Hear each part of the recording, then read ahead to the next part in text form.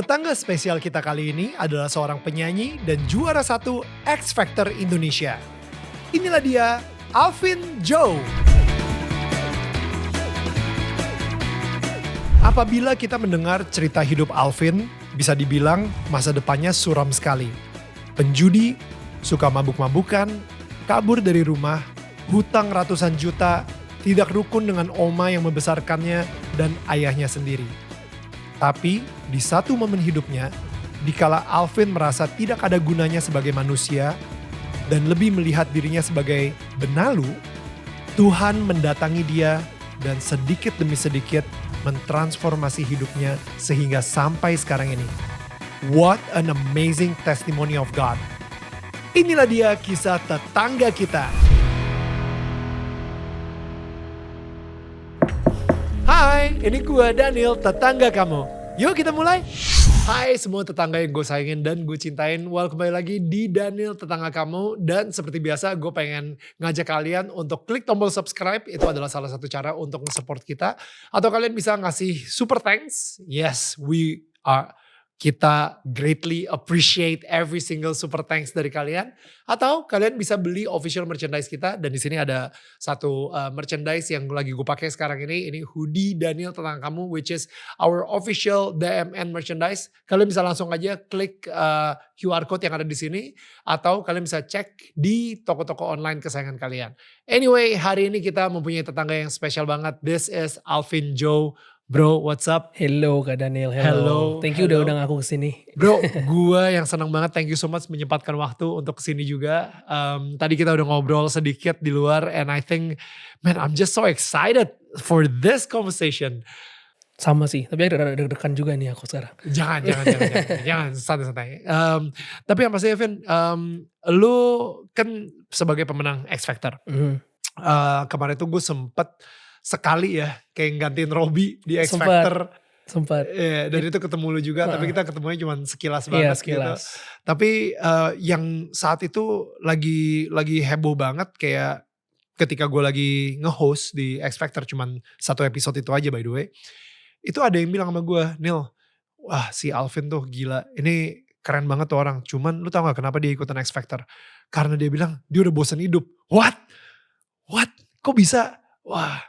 Ya lu tanya sendiri tuh, itu materi buat Daniel Tetangga Kamu tuh. Oke bro. Jadi sebenarnya gue udah pengen ngundang lu dari saat itu. Dari waktu itu? Pas gue nge-host itu. Oh. Which is 2022 ya. Dan 2022 ya. akhirnya sekarang 2024 baru kesampaian juga. Terus kenapa gak diundang? Karena ini men, lu sibuk juga ya Pak ya. Tolong ya. Jadi sebagai superstar gitu ya, sebagai pemenangnya X Factor itu schedule lu kemana-mana gitu.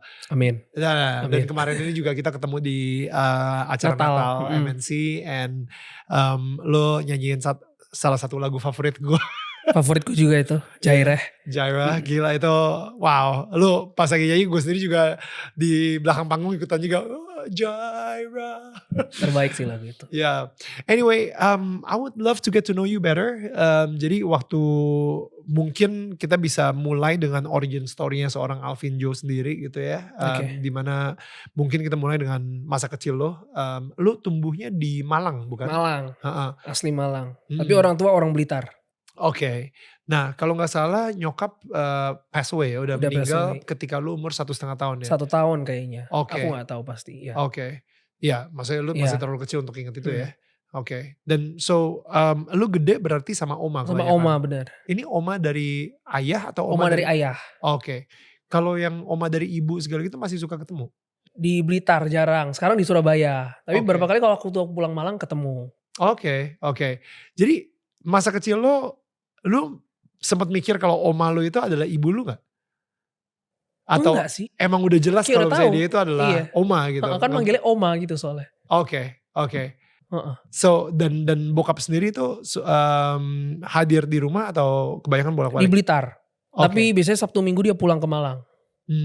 Nah itu baru ketemu papa. Dia gak mencari sosok ibu pengganti gitu misalnya? Papaku nikah lagi. Waktu aku udah SMP atau SMA ya aku lupa. Oh wow, lama ya berarti ya? Lama, jaraknya lama. Dari sejak Alvin umur 1 tahun sampai akhirnya SMA, berarti tuh kira-kira bisa SMP kayaknya, SMP atau SMA 15 tahunan Iya, ya lama. jaraknya. Dia benar-benar nggak langsung kayak 3 tahun kemudian nikah lagi Enggak. gitu. Oke, let's talk about masa kecil lu sendiri gitu. How was your childhood? Masa kecilku ya, aku orang yang lumayan tidak betah di rumah. Mhm. Makanya aku selalu menghabiskan waktu di sekolah. Lumayan gak nyaman sih aku di rumah. Kenapa? Gak nyamannya karena apa? Karena rumahnya kurang nyaman Iya, atau? kurang nyaman, kurang rukun sih sama keluarga aku. Oke. Jujur. Sama papaku pun aku juga kurang rukun. Baru waktu gede-gede ini baru mulai rukun. Waktu kecilnya aku gak rukun sama papaku. Boleh didefinisikan gak? Gak rukunnya itu seperti apa? Takut. Oke. Aku takut sama papaku. Gitu. Karena emang dianya galak atau Nah, elunya karena dia aja suka main galak? pukul, main tangan dulu. Oke. Jadi aku super takut sama papaku. Aku gak takut Tuhan. Takutnya cuma sama satu, papaku doang. Ya, Gila aku gitu. Ya. Tiap dia pulang ke Malang tuh kayak aku di sekolah tuh nakal, super nakal. Oh wow. Gara-gara pelampiasannya di sekolah gitu? Setelah waktu gede, setelah aku mikir-mikir lagi, iya ini kayak pelampiasanku tuh ke sekolah. Nakalnya seperti apa sih? Lu kayak ngebully orang atau misalnya lu? Ngebully juga, ngebantah guru iya, gak bisa diem, suka jalan-jalan kemana-mana, pelajaran gak bener gitu. Right. Oke, dan itu emang karena di rumah, ya itu ya, kayak di rumah lu gak bisa ngelawan, akhirnya pelampiasannya di sekolah di mana lu bisa ngelawan gitu. Oke. Iya. Tapi bokap gak pernah marah? Kalau misalnya nilai sekolah lu jelek misalnya atau malah lebih dipukul lagi gitu misalnya? Gak pernah tahu sih, taunya malah akhir-akhirnya doang kayaknya. Oh really? Dia benar-benar karena sibuk sama urusannya dia? Iya, sibuk sama kerjaan. Oke. Jadi om aku yang tahu tapi. Oke. Om aku tahu, tapi kan om aku juga karena dia udah 2 tingkat di atas ya. Jadi pasti udah gak bisa ngikutin sekolahku juga. Tahu-tahu udah dipanggil ke sekolah gitu aja, terus aku dimarahin. Tahu-tahu dipanggil ke sekolah lagi, dimarahin lagi. Aku dimarahin gitu terus sih. Ketika bokap lu nikah lagi, was that okay for you? Aku oke. Tapi jangan, itu hidupnya papaku menurutku. Gak apa-apa, kalau itu kamu bisa punya support system ya gak apa-apa menurutku. Lu berarti anak satu-satunya ya? Aku 3 bersaudara. Oh berarti sebenarnya udah ada kakak? Ada cici, 2. Cici, 2. Oke, 2 cici sama aku paling kecil. Kamu yang paling kecil. Oke, yang ketiga ya. Jadi itu sama Cici sendiri gimana waktu berarti wait, mama meninggal ketika Cici umur berapa? Berarti ciciku yang kedua itu beda setahun sama aku, satunya paling besar itu beda 5 tahun. Oke, jadi umur 7 6 tahun. kali ya, 6 atau 7 ya. Right, right. Kalian berarti bertiga sama oma dan oma. papa pulang balik. Cuman weekend aja gitu, dan setiap dia pulang yang ada marah-marah mukul. Deg-degan, iya aku deg-degan. Dulu aku paling takut soalnya udah. Kalau sama Cici gimana? Dia lebih sayang kah apa tegas juga? Cuek sih ya, sama-sama cuek. Aku juga cuek gitu. Seperjuangan lah kita menurutku bertiga. Oke. Dari kecil. Oh wow. Lumayan. Punya ketakutan sama-sama gitu. Ketika papa pulang ada deg-degan juga gitu? Aduh, takut gitu. Oh wow, oke. So akhirnya setelah lu masuk SMP atau SMA, kalau gak salah lu sempet ikut SMP aku idola cilik. Iya, SMP ya, idola cilik tuh. Dari situ aku jadi orang yang lumayan pede akhirnya. Aku orangnya malu banget soalnya. Tapi gak kelihatan kayak pemalu, aneh gak sih sebenarnya? Enggak sih. Nakal, tapi sebenarnya aku pemalu. Iya. Waktu SMP baru aku mulai berani. Aku dulu pakai gelang aja ya. Misal aku pengen pakai gelang nih ya. Aku lihat kok gak ada yang pakai gelang, aku gak berani pakai. Oke. Kayak malu gitu. Tapi beda waktu idola cilik aku lebih pede. Walaupun aku gak suka ya waktu idola cilik tuh aku terpaksa ya dibohongin oma aku gitu soalnya. Itu dibohongin oma tuh ceritanya kayak gimana sih? Oma tahu berarti lu punya bakat nyanyi? Oma tahu dari temennya. Ini bisa nyanyi, anaknya bisa nyanyi gitu. Dipaksa-paksa. Aku masih ingat suruh nyanyi sama ada Jason penyanyi rohani, tahu gak? Bentar. Jason siapa ya? Jason. Sentuh hatiku. Iya. Hidupku. Jason Irwan bukan? Aduh aku lupa nama panjangnya. Dia bikin apa sesuatu di diaspora. Kayak ada gereja di Malang kan namanya diaspora gitu. Terus aku disuruh nyanyi lah itu. Dipaksa. Oke. Kayak buka audisi atau apa gitu loh. Oke. Itu aku super deg-degan sih udah.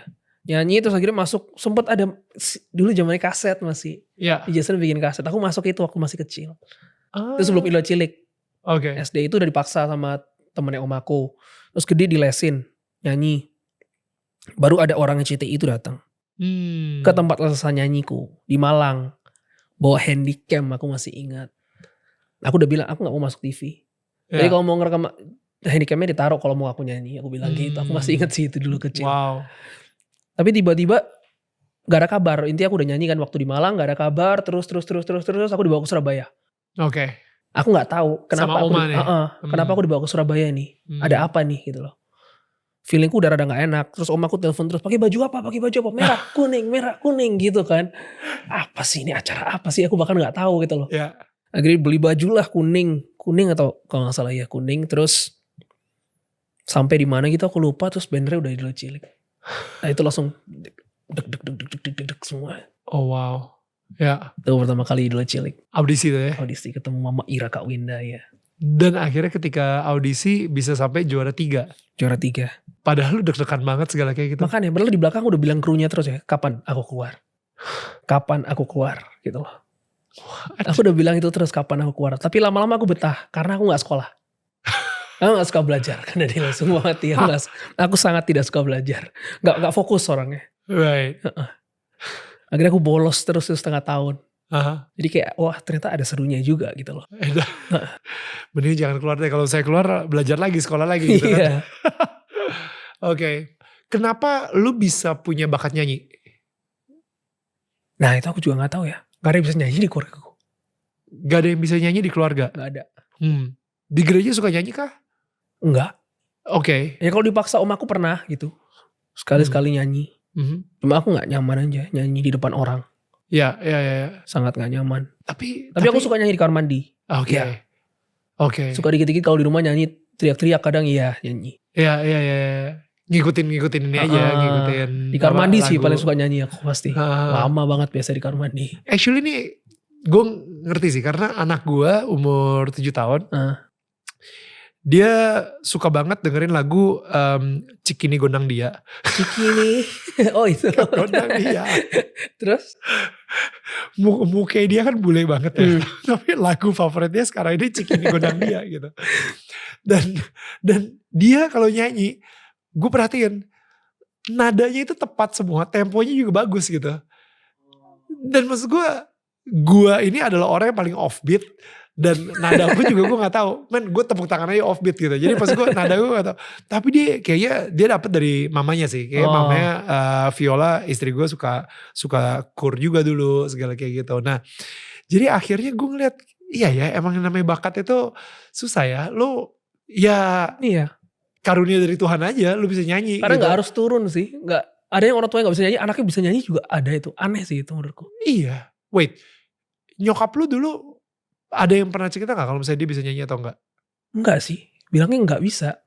Makanya heran sih kenapa aku bisa nyanyi. Oh wow. Oke. Papaku juga falas-falas gitu sih kalau nyanyi. Iya. Jadi akhirnya nih ketika anak gue nyanyi Cikini Gondang Dia. Gue yang kayak what? Dia nadanya itu. Dan habis itu yang pas bagian pokoknya ref keduanya gitu yang udah mulai masuk tinggi gitu. Itu juga what? Kok bisa tepat gitu.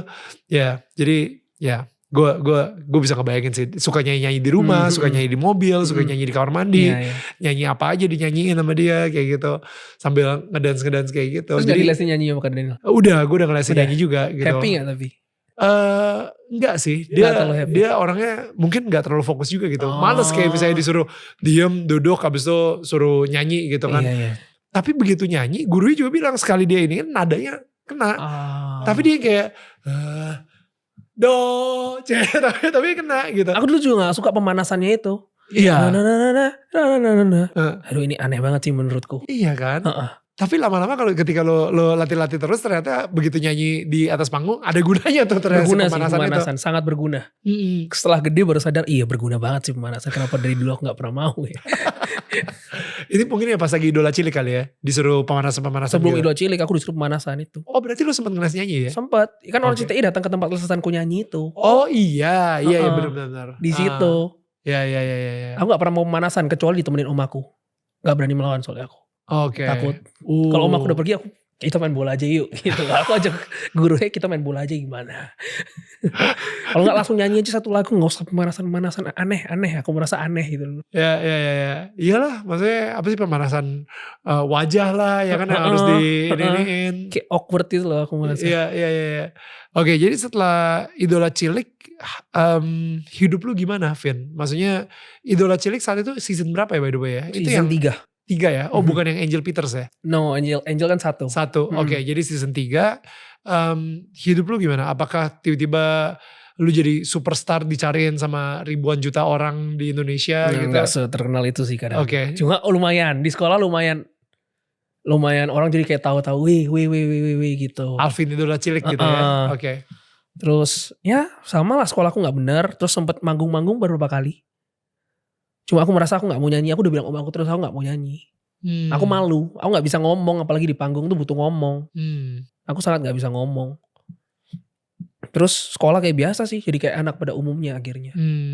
Cuma sempet gak naik kelas sih ya. Sempet tuh gak naik kelas. SMP kelas 2. SMP kelas 2. Sempet gak naik kelas kali. Ya lumayan hancur sih. SMA aku drop out. SMA kelas 1 aku drop out. SMA kelas 1 DO? DO. Gara-gara? Gara-gara mungkin sikapku tidak pernah berubah. Oke, artinya apa tuh? Jadi kayak udah dikasih sungat peringatan dari SMP. Nilaiku jelek. Udah sering dibantu sama sekolah buat nilai. Tapi sikapku, attitudeku juga jelek. Jadi kayak SMA itu udah terakhir. Di drop out. SMA kelas 1 akhirnya. Kelas 1. Oke. Abis itu lu ngapain setelah di drop out? Wah itu kacau. Jam tidurku mulai terbalik. Oke. Sering tidur jam 9 pagi. What? Waktu SMA. Malam pulang mabok-mabokan. SMA nih? Berarti itu masih di bawah umur dong ya? Masih umur 15-16an dong kalau SMA kelas 1? Iya ya. Iya. Gak naik kelas kali inget. Oh SMP. Iya. 16. Iya 16-17 ya. Iya segitu. Oh wow. Sering pulang pagi. Om aku nungguin marah-marah terus. Dimarah-marahin terus. Gak rukun sama om aku juga. Kayak Tom and Jerry. Terus kalau bangunnya siang. Jam 12, jam 1, jam 2 gitu kan. Terus cari temanku yang habis pulang sekolah. Nyamperin mereka nongkrong. Aku ikut cuma nongkrongnya doang.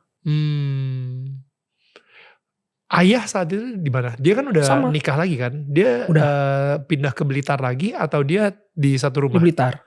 Atau Jadi di Blitar. ayah itu gak ada di rumah juga gitu? Enggak. Oke. Mondar mandir lah. Sama SMA aku udah mulai memberontak. Udah mulai berani tuh aku memberontak. Lebih berani. Cici masih di satu rumah?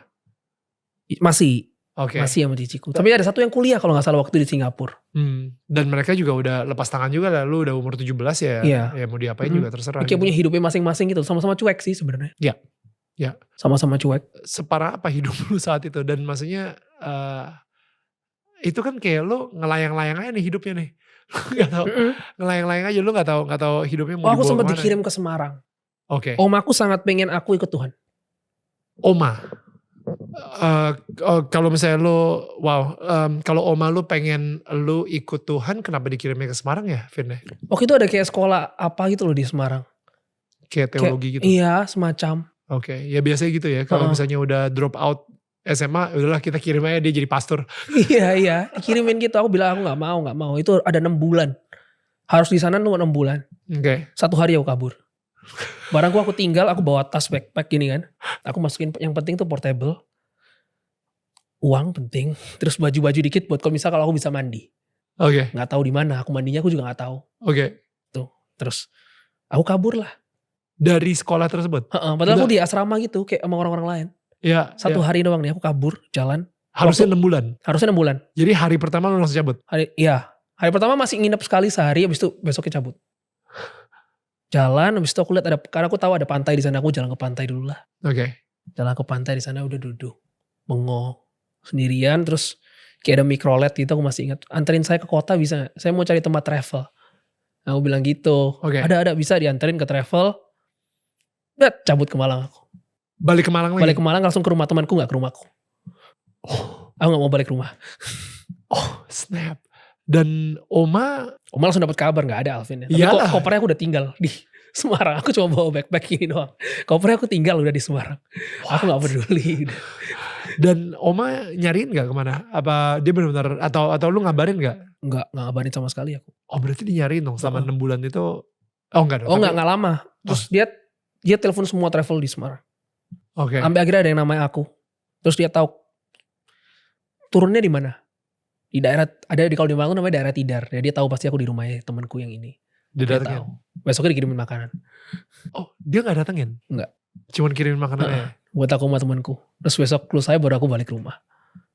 Wow. Berarti seminggu lah itu ya? Nggak sampai. Nggak sampai seminggu. Bertahan sehari udah cabut tau padahal. Wow. Oke, Vin, sorry ya Vin ya. Bukannya apa nih ya. Tapi ini kalau misalnya gue dengerin sekitar lo ya Vin ya. Kayak ini ciri-ciri masa depan suram banget. Sangat sih. Terlalu suram. Iya. Maksud gue ini udah apa ya. Ciri-ciri orang yang pertama. Lu gak punya nyokap di rumah. Lu dirusin sama oma. Lu sama oma juga gak rukun. Sama oma gak rukun. Sama bokap juga gak rukun. Sama bokap juga takut. Dan bokap juga sering gak ada di rumah. Sehingga akhirnya dia cuma bolak-balik aja. Gak takut sama Tuhan. Gak takut. Abis itu saking nakalnya di SMA di drop out. Mau disekolahin untuk sekolah apalah gereja gitu atau apa gitu, sekolah agama, lu malah kabur dan nginep di rumah temen. Hidup lu itu benar-benar dari jam malam itu benar-benar lu malah bangun tapi tidur baru jam 9 pagi, bangun jam 2 siang cuman untuk hangout sama teman-teman lain yang baru pulang sekolah. Iya. Men, gak tau ya, masa depannya suram banget bro. Suram. Tapi ini menariknya Tuhan tetap bisa memakai orang seperti Alvin Joe gitu ya. Dengan yang kalau misalnya manusia atau dunia ini ngelihat.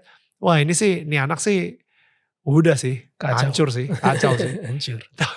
Tapi yet here we are right now gitu. Pas lagi SMA, gue penasaran ya. Waktu lagi SMA itu, lagi zaman-zaman lu gak sekolah. Padahal lu adalah seorang idola cilik by the way. Ya kan, lu pemenang nomor 3-nya Idola Cilik saat itu gitu, di season 3 gitu ya.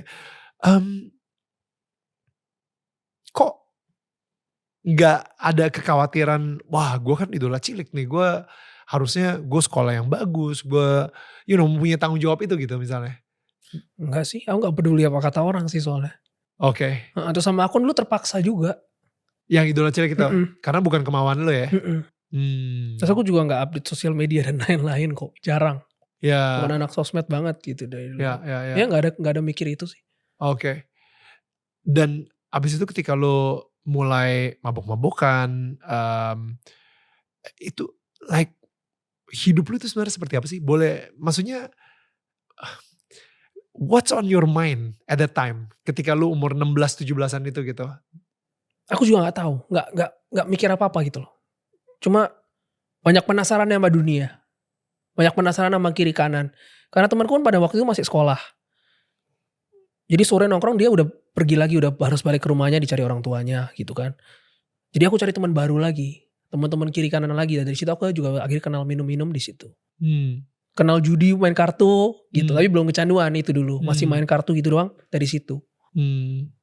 Oke. Mulai kenal teman baru yang lain gitu. Kayak aku mesti bergaul sama yang lain deh. Supaya aku gak bosen. Aku bosen terus sih hidupku malam. Jadi kebalik gitu hidupnya. Malam nongkrong sama teman-teman baru? Teman lain. Teman-teman lain ini dari mana? Dari kakak kelasku dulu. Yang udah lulus, yang udah ini, atau dari sekolah lain juga. Akhirnya berbaur lah sama banyak orang. Oke. Tapi mereka gak DO, mereka actually kuliah dan... Kuliah ada yang banyak yang gak bener juga sih. Banyak yang gak bener juga, banyak yang kacau juga. Kenapa nggak mulai ke arah-arah gangster misalnya atau narkoba misalnya atau arahnya itu kan udah melipir-lipir ke situ kan soalnya kan. Narkoba aku udah takut nggak mau karena papaku dulu pernah narkoba. Oh wow. Oke. Jadi mungkin aku udah wanti-wanti sama narkoba jangan. Untuk tahu boleh lah. Aku selalu gitu. Cuma untuk jangan sampai kecanduan. Udah ada peringatan buat aku, warning buat aku sendiri. Oke. Untuk drugs. Oke. Untuk judi aku tidak ada peringatan. Untuk judi aku sama sekali tidak ada peringatan. Gak tahu aku. Ternyata aku bisa kayak gitu. Oke. So kita masuk ke season hidup lu di mana lu mulai kecanduan sama judi gitu ya. Taunya dari mana bro? Awal-awal. Dan by the way itu kapan? Itu pas lagi SMA? SMA pernah, cuma aku gak kecanduan. Oke. Itu gimana? Maksudnya diajarin main kartu gitu? Main kartu, ini versi live ya, judi versi live. Ketemu. Ini main kartu gini, ini si kartu sih seberapa? Seribuan tapi ternyata banyak. Lama-lama banyak gitu. Rp1.000 gitu maksudnya? Main capsa awalnya gitu. Ada capsa, ada blackjack, ada QQ gitu. Belajar lah di situ. Aku mulai bawa ke teman-temanku yang lagi sekolah. Ya. Aku ajarin teman-temanku nih. Capsa. Guys, ayo kita judi. Ada ini. Ya maksud gue kalau misalnya lucu-lucuan Rp1.000 gitu, misalnya 500 perak gitu sebenarnya ya untuk lucu. Tapi ujung-ujungnya jadi 200, 300 gitu sih, 1000 itu. Karena kita main terus-terusan. 300.000 gitu misalnya. Oh my god. Oke. Main terus-terusan gitu. Oke. Itu tapi gak kecanduan dulu masih ya. Ya fun lah. Mainnya offline. Tapi tiap ketemu udah mulai sering judi akhirnya. Tapi gak sampai kayak waktu kuliah, beda waktu kuliah. Itu bikin gue penasaran. Lu SMA drop out, kenapa bisa kuliah? Nah, SMA aku kan homeschooling. Dapat paket C. Hah? Dapat ijazah paket C. Oke. Oh, homeschooling ya. Homeschooling, aku homeschooling tetap sekolah. Terus mau kuliah gak boleh sama aku. Mana bisa kamu kuliah? Om aku gitu terus. Bangunmu siang kayak gini. Mau jadi apa kamu kuliah? Aku mencoba daftar, oke lah. Aku nih kayak gak boleh kuliah. Aku udah kangen rasa sekolah. Butuh ada kewajiban. Aku kayak butuh itu deh. Karena ini hidupku nih kayak udah gak jelas gitu loh. Lu mulai sadar bahwa kayaknya gue butuh udah dikasih tanggung jawab. Iya. Kayak udah semena-mena nih aku hidup seenakku sendiri gitu loh. Ya kan, setahun abis SMA itu aku lulus gak langsung kuliah. Setahun nganggur karena gak pernah boleh kuliah. Setahun itu ngapain? Sama aja udah. Layang-layang juga tuh? Layang-layang. Aku masih ingat nih waktu aku balik Semarang. Ya kan Kak Daniel? Dan waktu aku balik dari Semarang tuh waktu aku balik rumah. Setelah 2 hari dari temanku aku balik rumah. Aku merasa aku gak ada gunanya.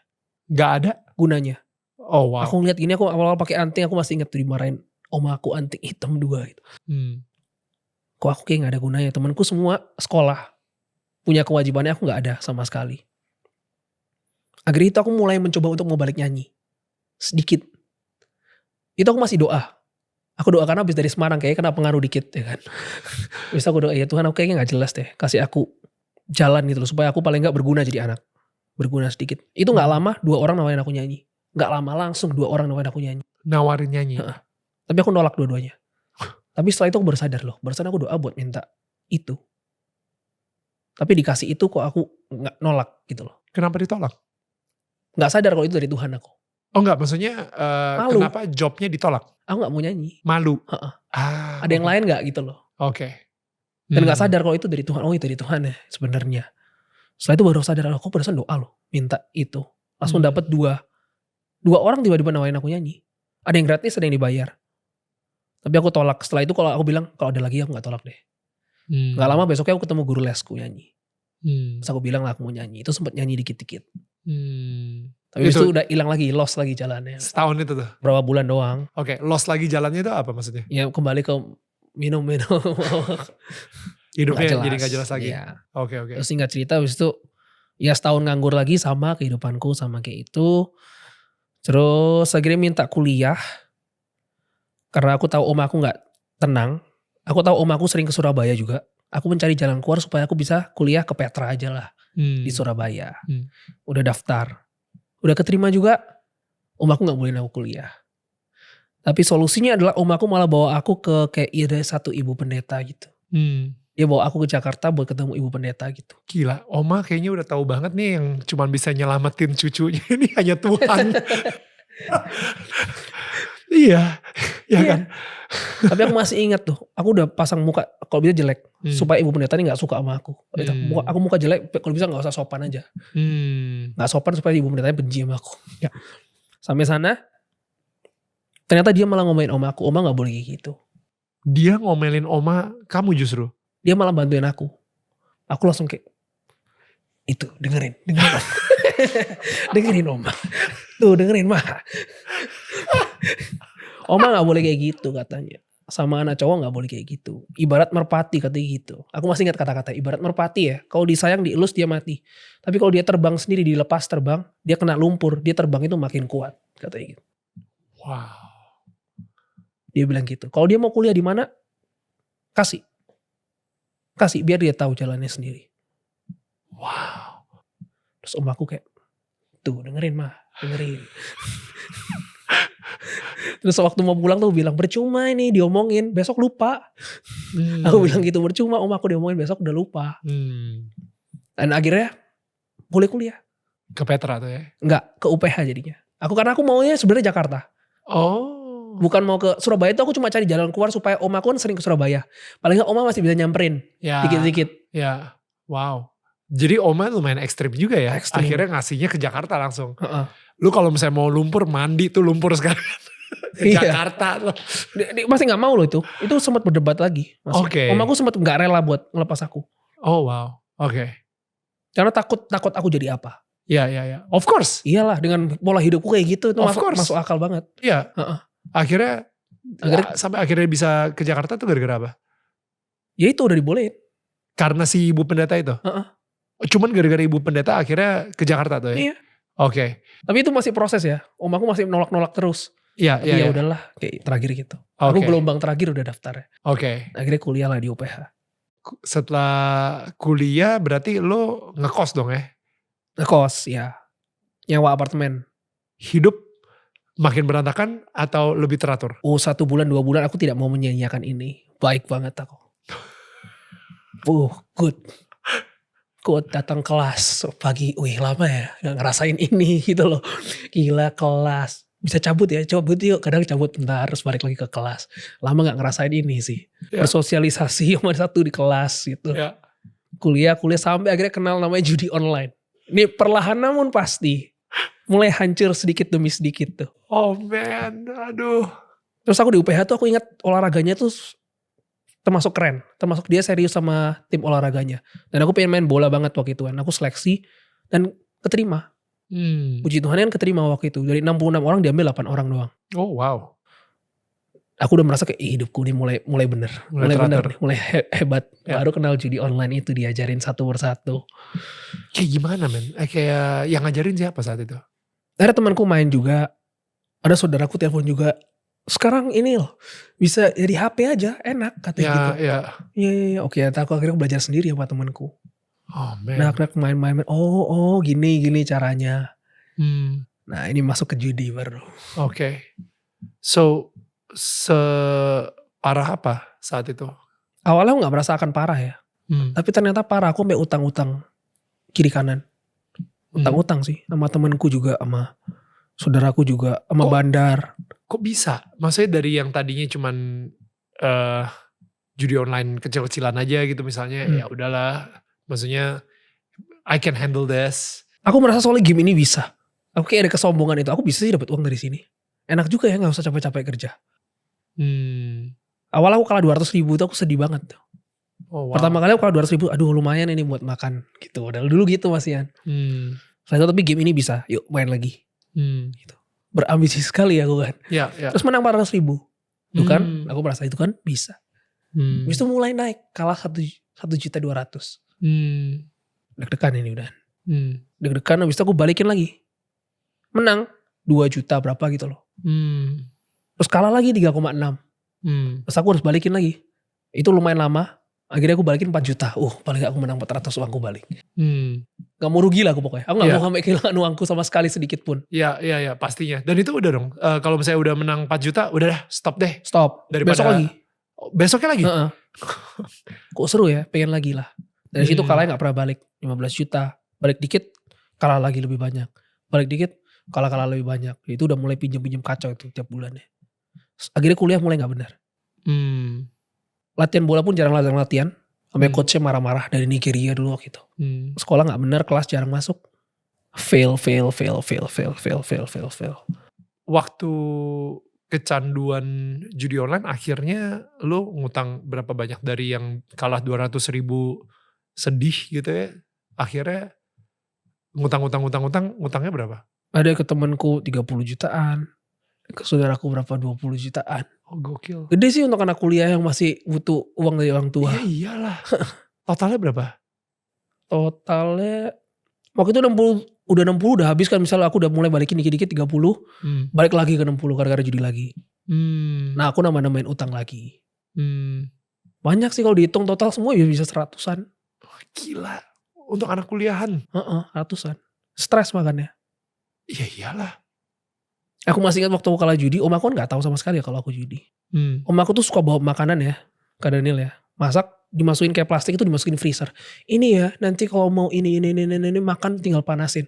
Gak mungkin aku pakai, aku pasti beli, aku males ribet. Aku bilang gitu kan.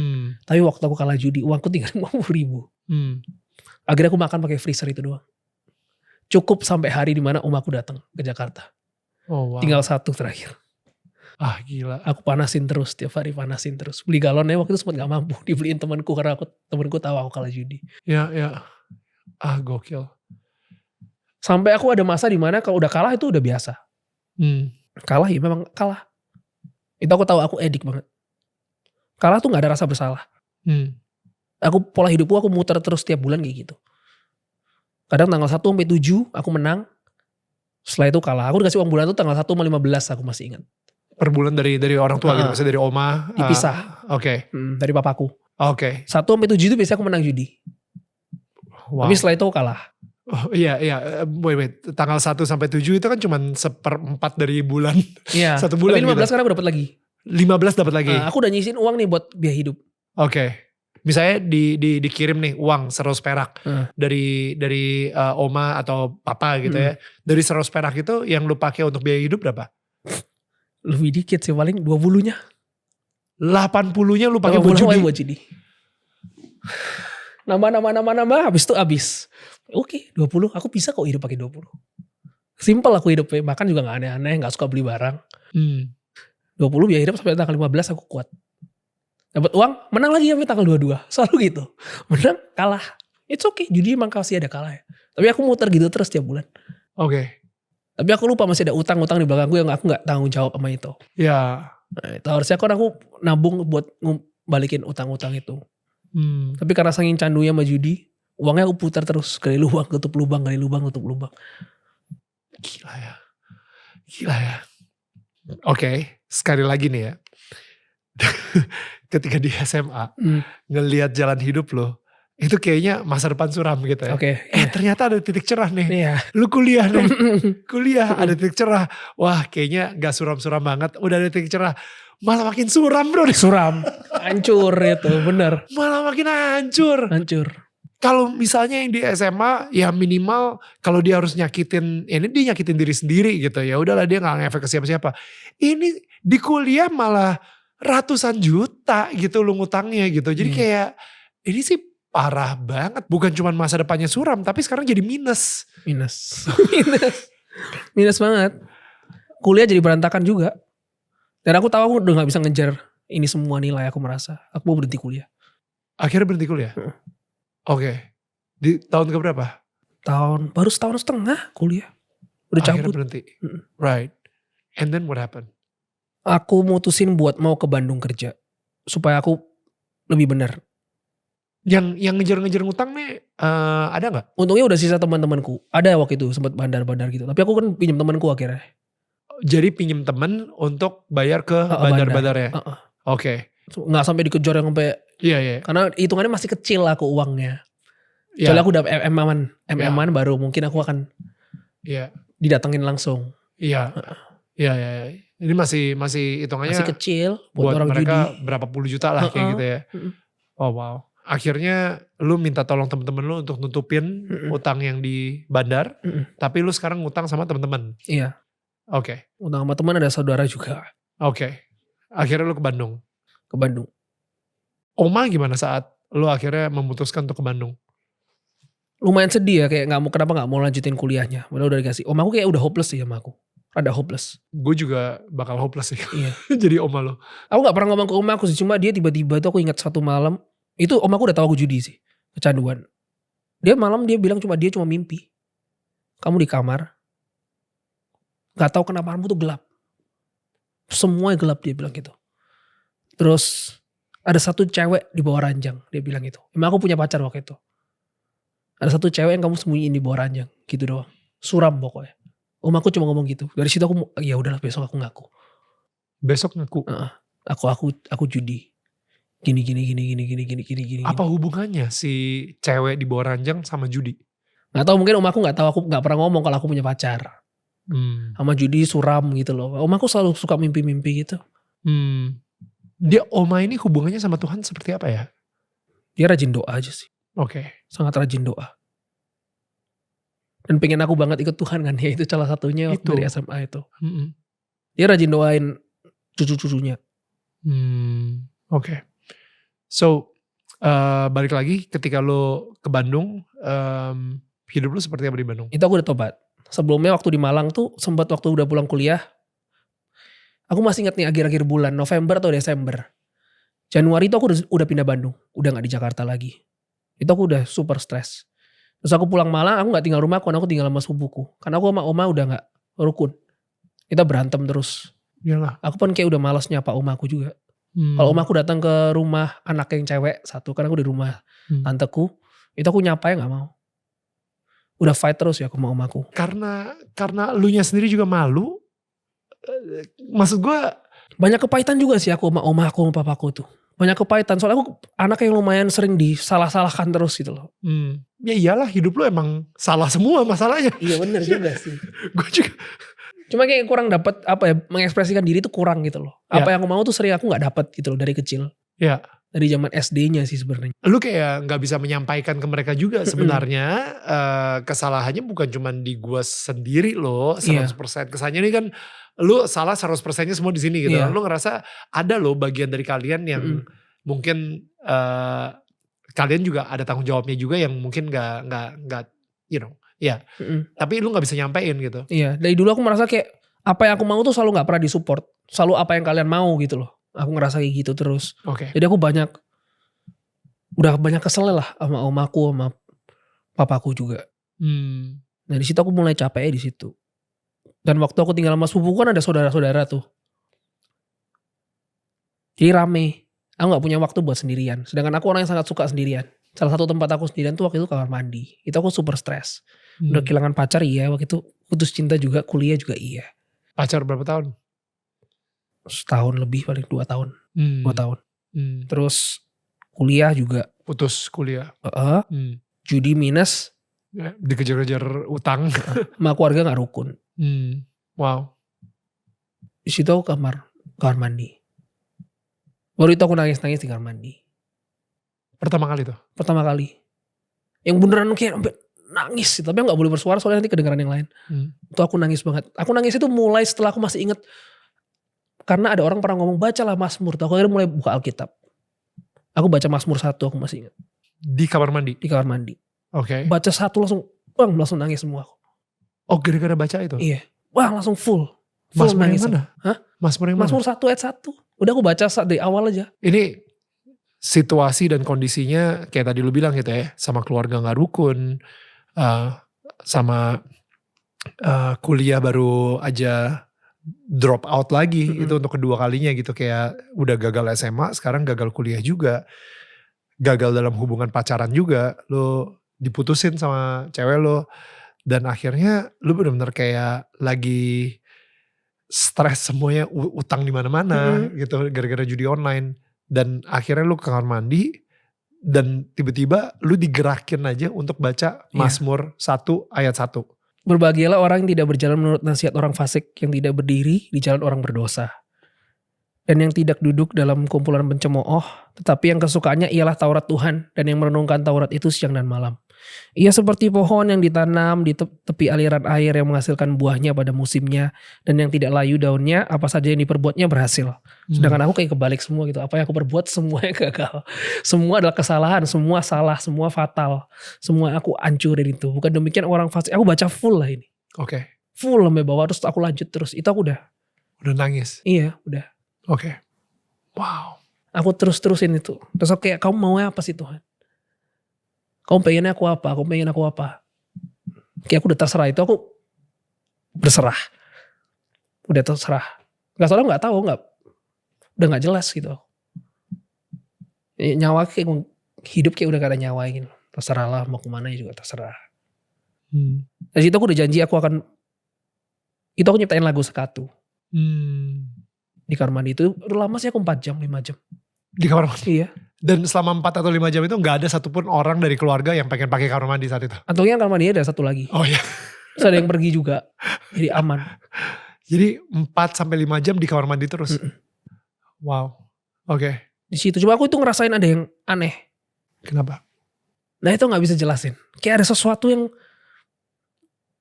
kayak aku gak dilepasin gitu loh. Oke. Di hari itu. Aku tahu kayak ada yang dengerin aku di situ. Nah itu aku gak bisa jelasin rasanya waktu hari itu. Bener-bener berjam-jam aku soalnya nangis terus gitu. Ambil duduk di kloset kan Daniel. Baca. Ya. Terus nangis. Waktu aku udah taruh aku udah nangis terus. Ya. Ya kayak kamu pengen aku jadi apa. Ya. Makanya aku sekarang percaya kalau di momen waktu orang berserah di situ Tuhan ada itu aku tahu banget tuh kalau orang ngomong gitu. Iya. Aku pernah itu waktu itu. Wow. Ya di hari itu. Gue percaya banget sih.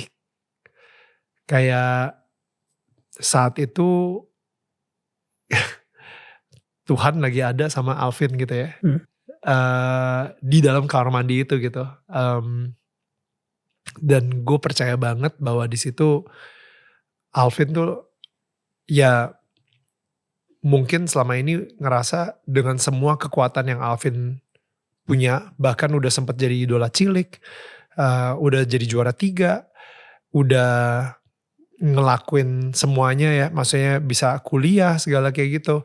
Tapi dengan kekuatannya Alvin sendiri dan tidak memakai kekuatan Tuhan, lo stuck dan hancur semuanya.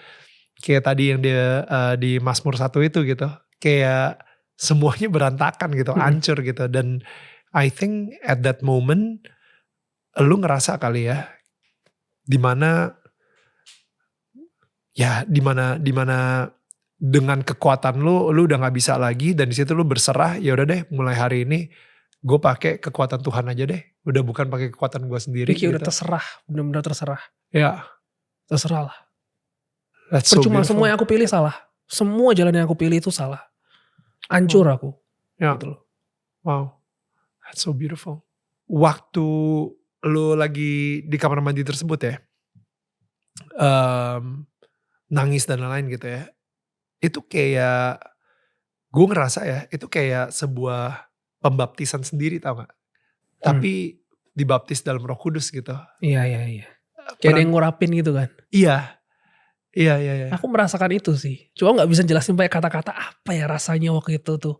Gitu. Cuma aku tahu itu ada yang aneh di hari itu.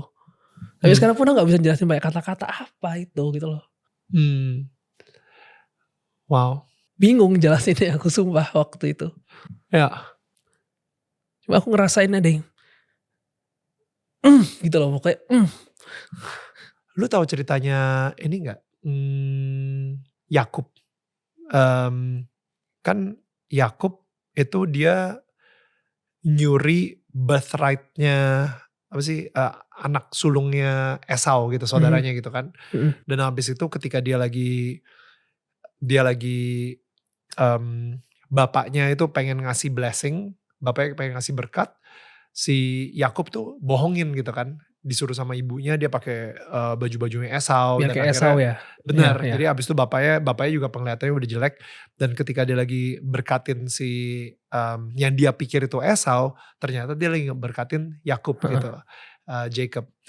Nah, pada saat itu Yakub baru aja nipu bapaknya sendiri. Dia pengen dibunuh sama Esau, saudaranya sendiri. Si Esau bilang, pokoknya kalau misalnya lu balik lagi ke rumah, udah tamat.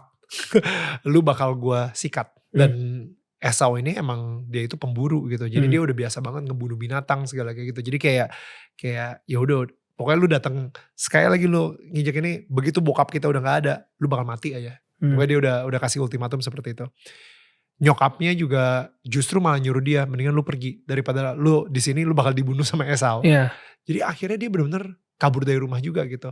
Itu momen I think dimana, come on, dia baru nipu bapaknya sendiri, dia baru nipu saudaranya sendiri gitu ya.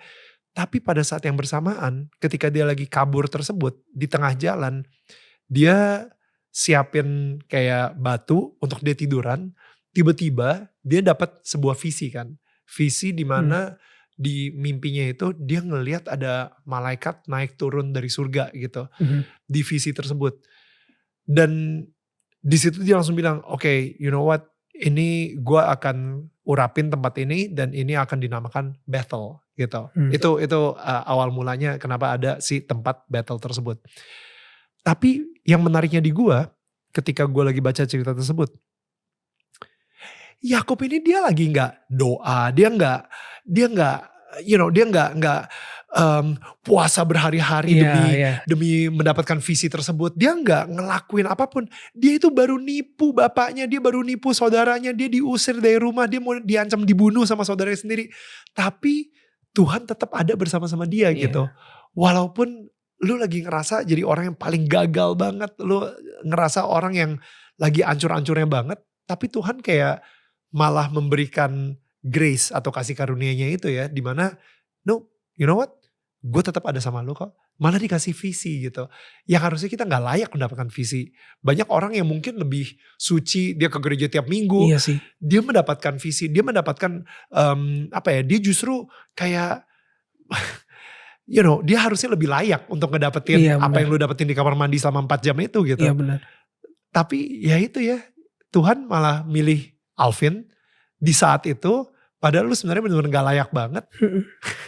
Lagi ngutang ratusan juta, lagi kurang ajar sama oma yang udah ngegedein lo, baru putus kuliah juga, baru diputusin pacar juga, dimana gak tahu ya, gue nggak tahu juga apakah lu sama pacar lu berhubungannya secara murni atau enggak ya, gue nggak tahu. Tapi maksud gue, kalau misalnya lu benar-benar jadi pendosa ini, kenapa Tuhan so kind yang kayaknya unfair banget gitu untuk ngasih lu justru that moment supaya lu bisa mempunyai pertemuan sama dia gitu. Padahal lu cuma baca Mazmur baru 1 ayat.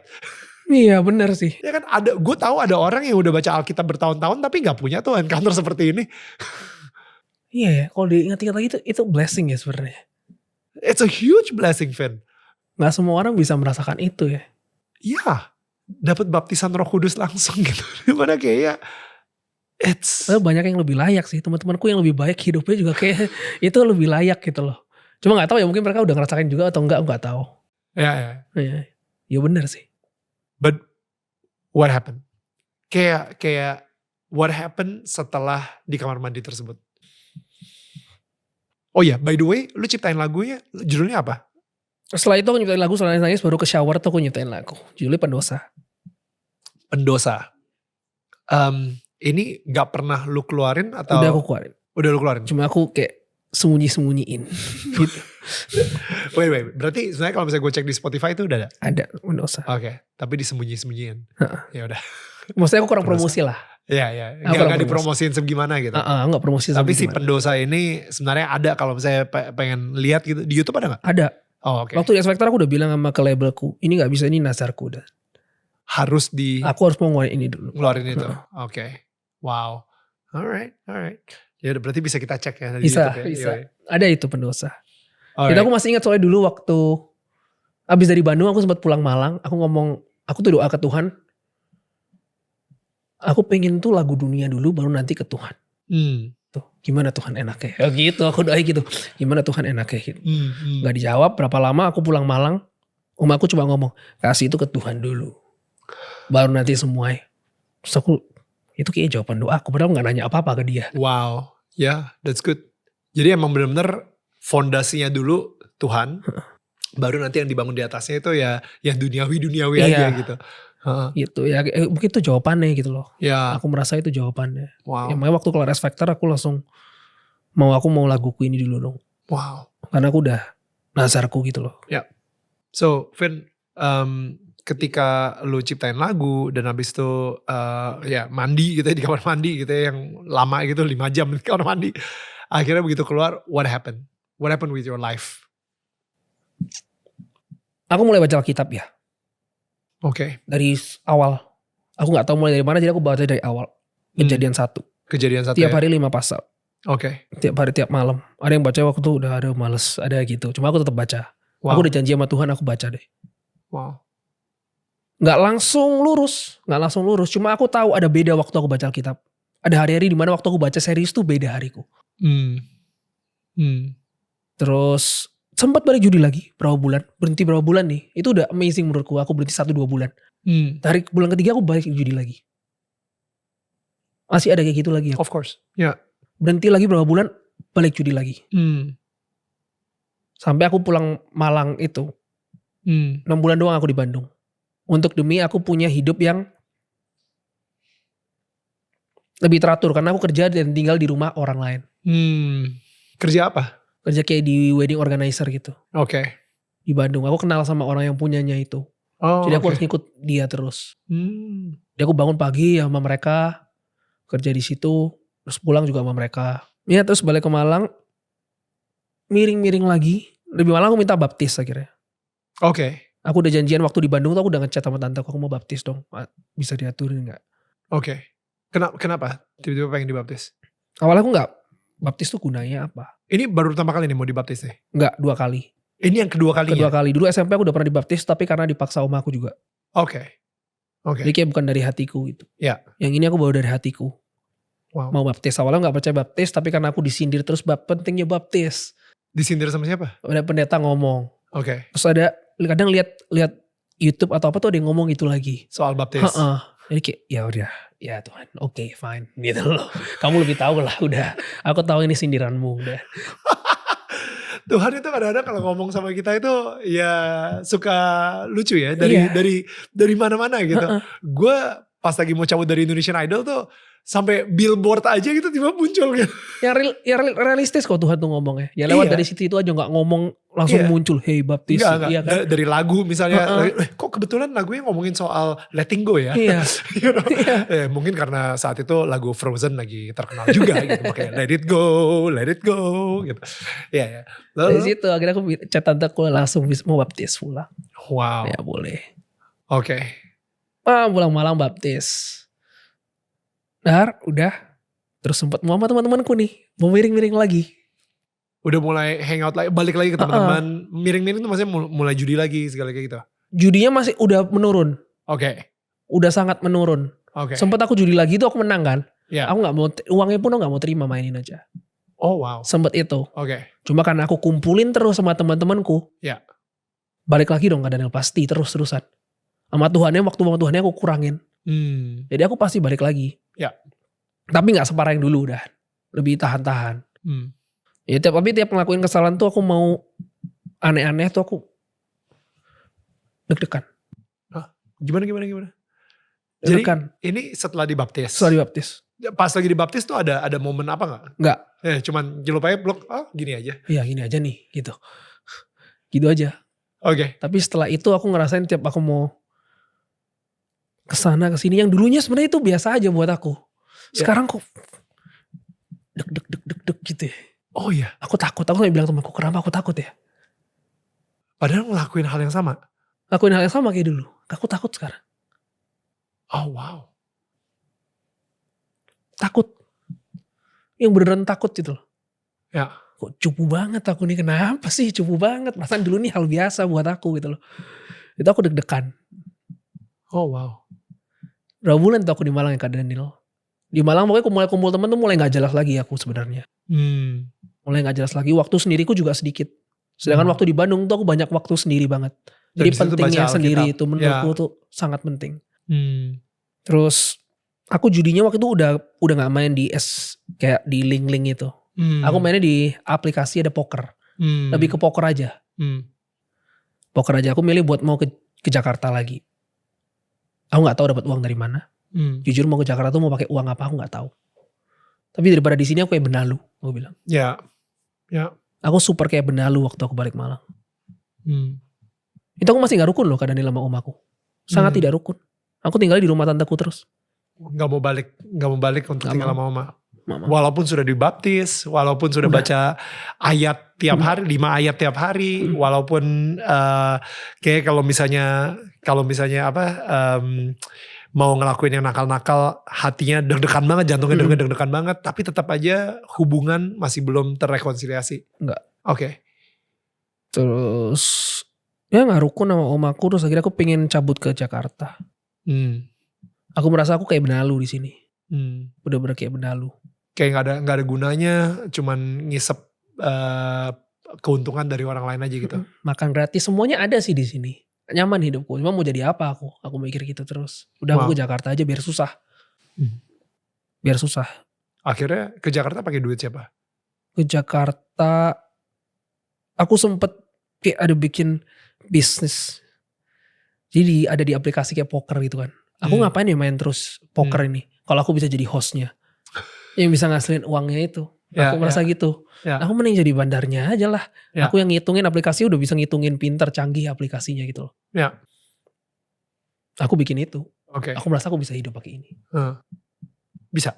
Terus aku ngomong ke tanteku aku mau ke Jakarta. Kenapa mau ke Jakarta? Ya jujur aku sekarang udah mulai berani soalnya aku punya bisnis ini jujur aja. Aku ngaku sama tanteku. Terus tanteku cuma ngomong, orang kalau udah kenal Tuhan, kamu masih mau kayak gitu, pasti digagalin. Wow. Pasti. Terus aku deg-degan langsung. Kalau dia ngomong gitu langsung, iya sih. Kita langsung iya. Ya oke. Ya udahlah aku stop. Stop akhirnya ngomong ke papaku akhirnya mau ngasih tapi cuma sedikit. Cuma dikasih 2 juta. Untuk ke Jakarta? 2,5 juta. Tapi waktu itu zaman Covid jadi aku dapat tempat tinggal itu cuma 800.000. Aku hidup cuma 1,7 di Jakarta. Gila. Oke. Gila loh itu super sedikit. Tapi untungnya masih ada temanku 2 yang baik gitu.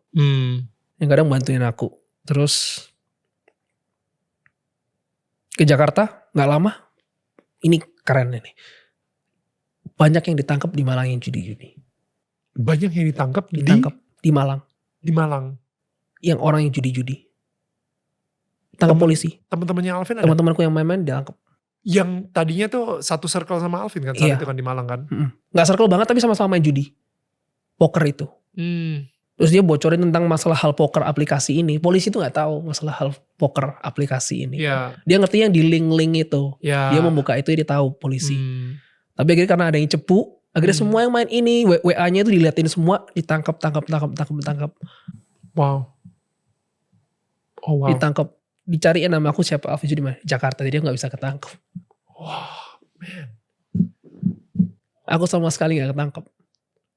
Oh wow. Yang di Malang udah ketangkep. Bahkan saudaraku pun ada yang ketangkep 1 karena main juga. Oh, oke. Betapa dijaga ya aku sama Tuhan saya. Ya. Itu total aku stop, tidak pernah judi. Udah sejak saat itu udah benar-benar. Waktu mau ke Jakarta tuh aku udah putuskan buat stop. Waktu tanteku bilang gitu. Dan pas ketangkep ya udah teman-teman ketangkep ya udah berarti itu udah benar-benar. Iya, gak usah poker-poker lagi lah udah. Walaupun aku tahu itu poker aku udah gak cari uang ya, aku cari serunya, mikirnya gitu emang seru main poker. Tapi udahlah gak usah. Oke. Ketangkep dan semua ketangkep aku HP. Orang telepon aku tuh gak berani. Karena di Malang tuh lagi panas-panas ya. Ya. Nama aku dicari-cari tapi. Wah, gila. Waktu itu. Gila. Jadi pas lagi Covid lu di Jakarta. Hidup lu ngapain? Luntang-lantung lagi dong? Iya. Tapi gak aneh-aneh. Udah kayak cuma diam di rumah. Karena udah. Itu aku sering worship. Banyak waktuku sendirian.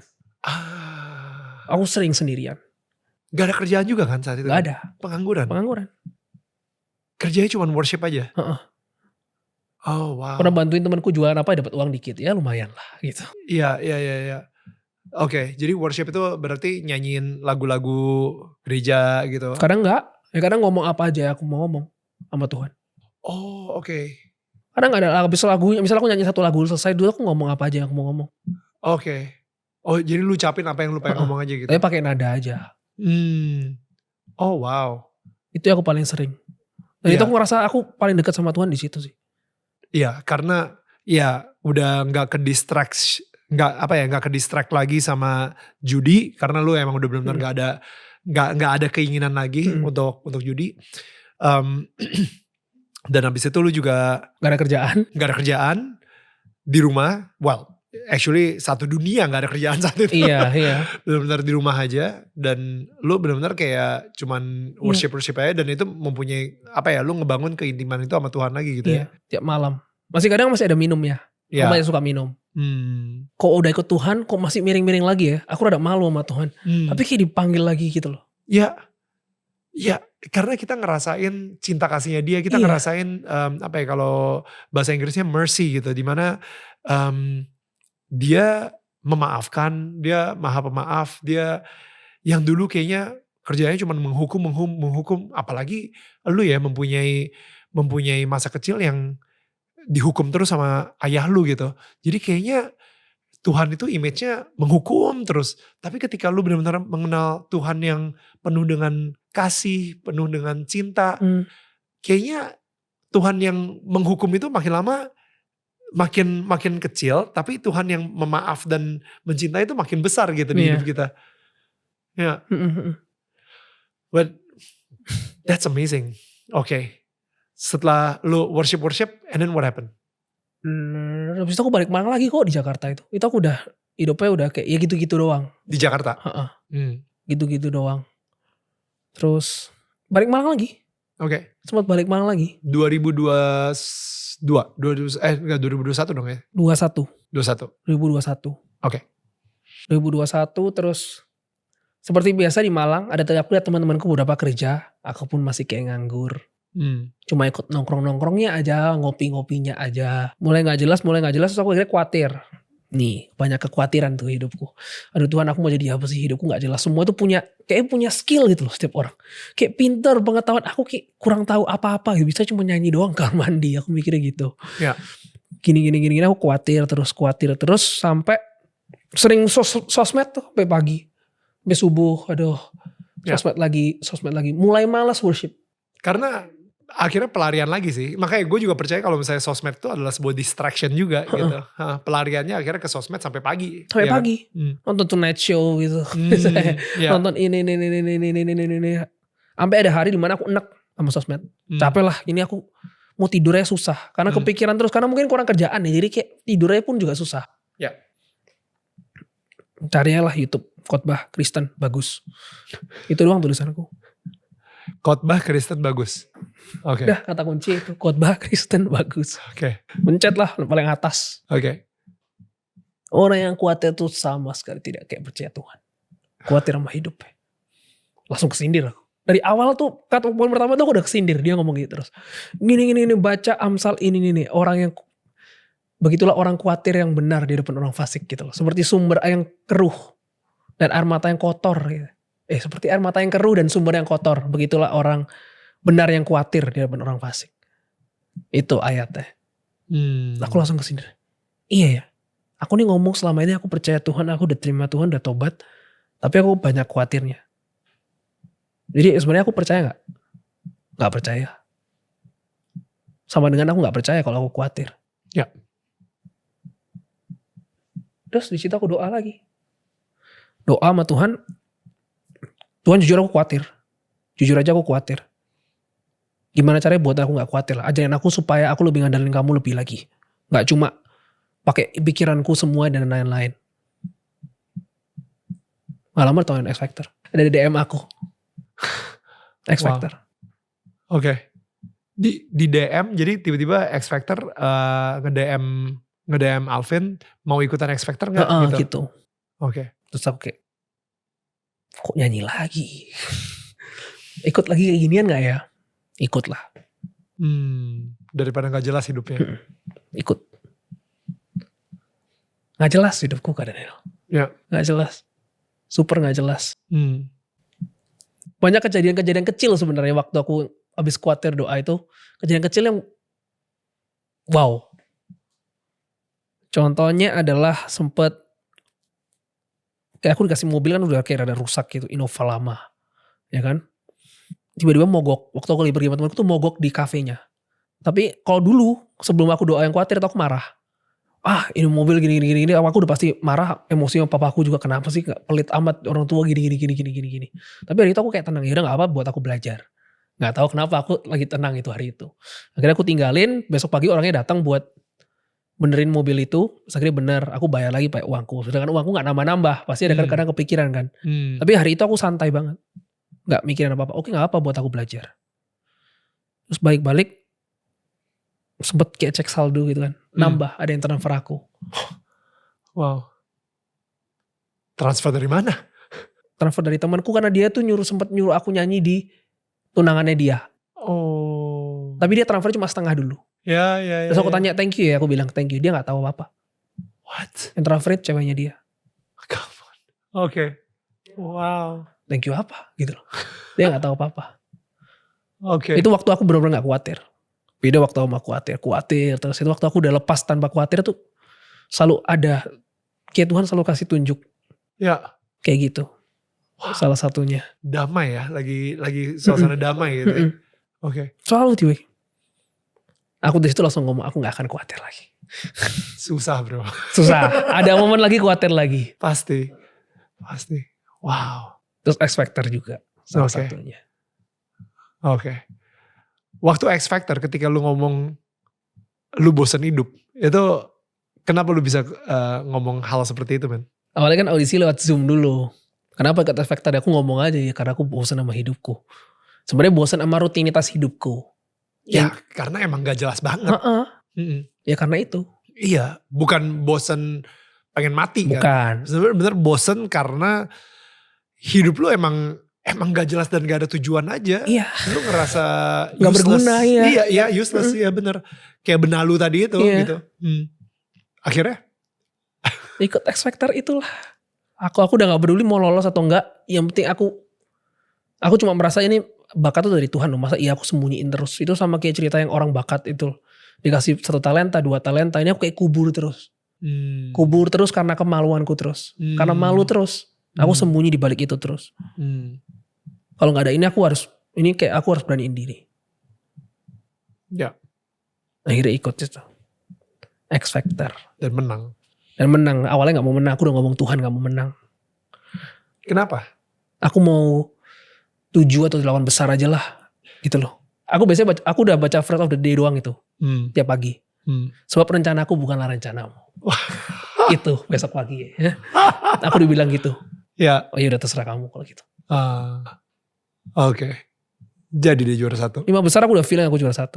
Gara-gara ayat itu. Ya. Udah ada feeling gitu loh. Ya. Kayak aku dikasih juara sih ini. Oh ya aku gak bilang Tuhan aku gak mau ya. Juara 1. Dari 15 besar aku udah ngomong aku. Juara 7 atau 8 besar aja lah ya. Hidup lu setelah jadi juara 1 X Factor gimana? Apakah lu masih bosen sama rutinitas hidup? Enggak bosen. Banyak kegiatan. Banyak gini. Tapi kadang ada khawatir lagi karena aku pasti pengen lebih lagi. Khawatir karena pengen lebih lagi. Terus kadang masih sering karena capek jadi Tuhan nanti aja lah ya ininya. Worshipnya. Sering kayak gitu. Sering malah bolong.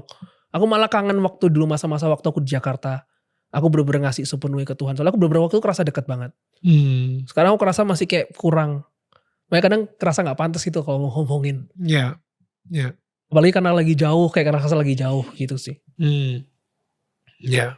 Sekarang lagi jujur aja kangen kayak masa-masa waktu aku sering kasih waktu buat Tuhan. Karena sekarang jujur jauh lebih jarang. Dulu hampir setiap hari aku kasih waktu buat itu. Emang harus diniatin sih. I think itu gua sendiri juga harus diniatin banget. Sehingga itu jadi masuk rutinitas gue. Rutinitas gue adalah sebisa mungkin jam 8 pagi setelah gue nganterin anak sekolah. Gue duduk dan situ gue baca Alkitab gitu. Jadi emang harus diniatin banget. Itu meeting tuh gak ada tuh. Gue baru mulai aktif tuh jam 10. Makanya tadi kita mau syutingnya baru jam 10. Karena jam 8 sampai jam 10 gue masih bagian dari rutinitas gue yaitu ngobrol sama Tuhan gitu. Kesulitan gak tapi keadaan awal-awal? Pastinya. Karena banyak lah meeting yang jam segini lah, jam segitu lah. Atau yang tadinya mulai dan gue kan bacanya di handphone ya gitu kan. Jadi mulai baca Alkitab tiba-tiba kepikiran gue harus nge-WhatsApp si ini nih. Akhirnya gue nge-WhatsApp dan habis itu WhatsAppnya terlama gitu. Habis itu bentar gue harusnya bukan sekarang lagi baca Alkitab, balik lagi ke Alkitab. Pas lagi baru baca kayak beberapa ayat gitu. Bentar. Kalau misalnya gue gak bilang sekarang nih, nanti si ini kelupaan. Jadi gue sekarang udah mempunyai kebiasaan sendiri, dimana pas lagi baca Alkitab, gue ada pulpen sama kertas di sebelah gue. Kalau misalnya gue ini ngurusnya nanti aja. Gue tulis nanti WA si ini, nanti ngurusin ini gitu. Jadi Minimal gue bisa fokus lagi gitu di baca Alkitabnya. Dan tapi emang sih yang worship ini gue sendiri juga masih struggling, nggak tahu waktunya kapan nih, slot waktunya untuk gue ngelakuin. Karena gue juga kangen, gue pengen banget ngelakuin itu juga gitu. Karena aku malah memilih kecapeanku daripada itu. Ya. Iya kadang kayak kerasa, aduh. Which is normal gitu. Mm-mm. Dan kadang-kadang gue selalu bilang sama diri gue sendiri, atau adalah satu preacher gitu ya namanya Bill Johnson, dia bilang kayak, lu tau gak momen terindah seorang ayah tuh sama anak tuh apa? Ketika, dan ini gue ngerasain banget, anak gue lagi di rangkulan gue lagi ngobrol sama dia, dan dia ketiduran. Yang itu pas gue lagi abis selesai ngomong, gue ngeliat dia ketiduran dia. Tapi I don't know, it feels so peaceful gitu. Iya. Dia ngerasa aman dan dia ngerasa nyaman di pelukan gue ketika gue lagi ngobrol sama dia. And I think gue berusaha setiap kali gue ketiduran, gue berusaha ya udah mikirnya itu aja deh. Tuhan lagi ngomong sama gue dan gue ketiduran gitu. Jadi supaya gue nggak terlalu jatuh dalam menghukum atau menghakimi diri gue sendiri. Kayak gitu sih Vin. Aku sempat kejadian tuh kalau ketiduran di Jakarta ya, waktu worship gitu. Iya. Ya bisa plek gitu deh. Selesai plek. Besok pagi tiba-tiba. Iya. Tapi yang pas bangunnya juga I feel very rested. Kayak Tuhan tahu kalau misalnya gue lagi capek banget aja and it's okay gitu. Karena jangan sampai kita ngerasa kayak terhukum, terhakimi gitu ketika kita lagi ketiduran lagi baca Alkitab. Ketiduran pas lagi doa. Aku terhakimi kalau waktu gak ngasih waktu itu sih. Iya. Which is okay, it's normal kok. Gue ngerasa kayak tadi ya gue ceritain gitu ya. Ketika kita udah hidup dalam Tuhan, kita itu lingkungannya itu masih dalam lingkungan yang dunia banget gitu. Jadi tapi minimal kita yang tadinya masih munggungin Tuhan, tapi minimal kita udah berbalik badan ke arah jalan Tuhan gitu. Jadi I think it's way better setiap langkah yang kita lakuin, padahal langkahnya cuma kecil, tapi langkah itu membuat kita lebih dekat lagi sama Tuhan. Padahal langkahnya kecil mungkin gitu, tapi lebih dekat. Kita semua kan masih berproses ya, masih di journey ini gitu. Yang bahaya Vin, kalau misalnya lu gak punya pembimbing, I think itu bahaya. Aku gak punya sih. Iya, itu bahaya. Gue dari tadi di hati gue itu kayak bilangin Alvin, I think it's time untuk lu cari pembimbing. Kayak harus ada yang membimbing lu sih. Karena kalau misalnya gak ada yang membimbing, kita jadinya kayak menerjemahkan semuanya ini semau kadang bisa salah kita. Juga. Bisa salah gitu. Kayak gitu. Atau minimal ada komunitas yang kalau misalnya lu udah mulai melipir, at least komunitasnya bikin lu balik lagi, kayak gitu sih. Ya. Yeah. Kayak Komsel gitu kan ya. Komsel tuh kayak komitmennya terlalu tinggi gitu. Buat gue itu kayak, wah tiap minggu kita Komsel gitu, terlalu tinggi gitu buat gue. Minimal lu ada komunitas yang lu bisa hangout bareng. Gue kayak punya komunitas yang sekarang ini Ari Wibowo, Bams, tapi ada pendeta juga Herman Sugeng gitu, Kocin gue bilangnya, kita hangout di kopi seberang studio ini gitu. Yeah. Cuman hangout di situ aja ngobrol-ngobrol gitu ya, nge-update lu lagi ngapain gitu. Tapi ya kadang-kadang sebulan sekali, kadang-kadang seminggu sekali, kadang-kadang 2 minggu sekali. Gak ada, karena kan orangnya sibuk semua gitu. Yeah. Tapi minimal di WA grup gitu saya, bro gue baru kepikiran ini, you know like sekomunitasnya se-casual itu gitu. Gak harus kayak, wah karena gue ini adalah orang yang paling takut sama komitmen juga Vin. Kayak gitu sih. Jadi kayak kalau misalnya gue komitnya benar-benar habis-habisan gitu. Jadi gue pengen se-relax, se-casual mungkin gitu. Gitu sih. Gak tau ya kalau misalnya itu mungkin sesuatu yang lu butuhin sekarang di season kedepannya ini sih. Dari dulu udah kepikiran itu sih. Kayak tetap butuh orang yang bimbing gitu sih. Ya. Sempet ikut Komsel sekali doang pernah. Mencari-cari juga sih aku. Ya. Cuma kurangnya ada aku bisa kayak ngobrol gitu loh. Lu doa sama Tuhan, kirimin ke Alvin gitu. Jadi kayak Tuhan tolong kirimin ke Alvin orang yang tepat untuk membimbing, kirimin ke Alvin orang yang tepat untuk menjadi komunitasnya lo gitu. Yang kayaknya cocok gitu. Nanti Tuhan akan kirimin kok. Ya. Iya. Ya. Oke. Ini obrolan kita nih guys. Thank you udah dengerin obrolan kita by the way. Anyway, Vin, I think we have to close this. And Oke. ini kita ada sesuatu buat lu juga. Ini adalah sebuah souvenir ya. Kalau semua tetangga kita yang Waduh. datang ke sini pasti kita kasih souvenir ini. Gak usah dibuka. Ini isinya cuma rumah ini aja. Jadi kita berharap banget dimanapun lu berada. Kalau misalnya lu ngeliat rumah ini nanti kan lu pajang nih di rumah gitu ya. Lu bisa jadi pengingat lah. Lo taruh lilinnya, lo bisa apa ya? Oh, ada lilinnya. Ada lilinnya di dalamnya. Gitu. Jadi di belakangnya itu ada lilin di mana di rumah lo ini hadir terang dan terang yang ada di rumah lo ini bisa menerangi rumah-rumah sekitar juga gitu. So ya hopefully ini simbol yang akan ngingetin lo terus ya. Oke, thank you Kak Daniel. Hey, no worries bro. Thank you so much. Lu udah mampir ke Daniel Tetangga Kamu. Thank you banget udah kita bisa ngobrol dalam banget tadi. And yeah, thank you for sharing your story yang benar-benar vulnerable banget sih menurut gue. Seancur-ancurnya lo. Maksud gue gini ya. Kayak Tuhan yang menemui Alvin di saat kehancurannya adalah Tuhan yang sama yang bisa menemukan kalian juga tetangga kita di kehancuran kalian gitu.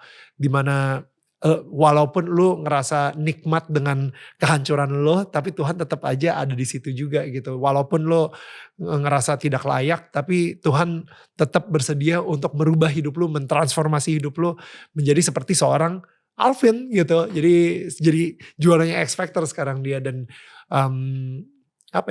menemukan purpose lagi ya dalam hidup lo ya. Oke, kita ketemu lagi minggu depan. Tetangga saling menyangga, bukan menyanggah. Bye guys, thank you so much. Ya, biarkan Alvin sekarang mikir-mikir sendiri.